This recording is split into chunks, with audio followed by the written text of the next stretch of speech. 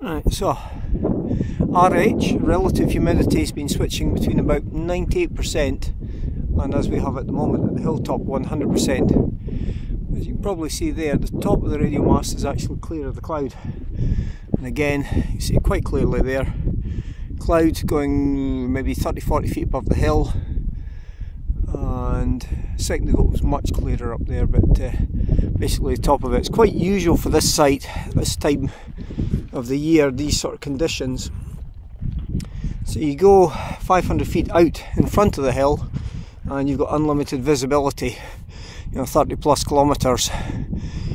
All the flights have been done with good visibility at takeoff and just staying relatively close to the hill, as in downwind gets you back in about 10 seconds, screw round, top land, or the hill drops off and there's a landing there that, when it's like this orographic at the top, you're always just low enough there. It's about 10-15 metres lower the main landing would use, and it's clear of the orographic.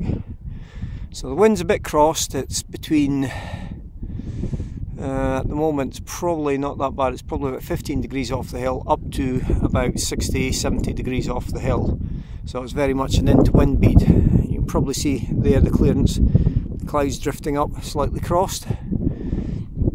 So you wait until the relative humidity, the air coming in, has dropped and there's no sign of the mist at the front of the hill. Take off, get as many beats as you can. The second you start seeing it sort of misting up a bit, back in.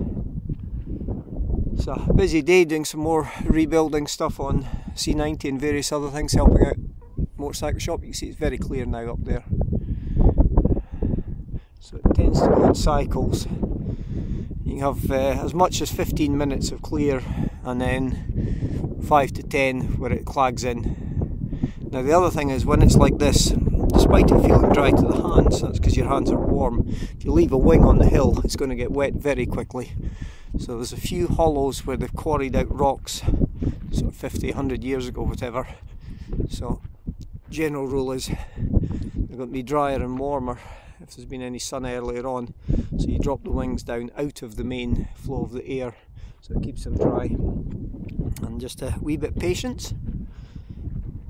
You can see why I'm not taking off, clagging in again.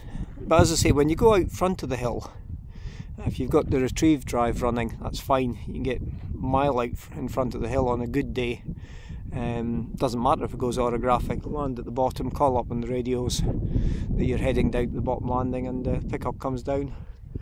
And we've got some lower takeoffs. You can see the mast just disappearing, red lights just fading in and out. The lower takeoff over there is a good 50 metres lower than here. So when this is clagging up just to the shelf, and there's a landing shelf there, large grassy area, when it's clagging up here we can often fly the other hill. I suspect, allowing for the fact the sun's going down very shortly, I suspect it might be the end of the flying. I'm going to hang about for another 10 minutes, see if it clears. If we get another good wave, get a couple of flights in, and then pack up and head back and have some tea.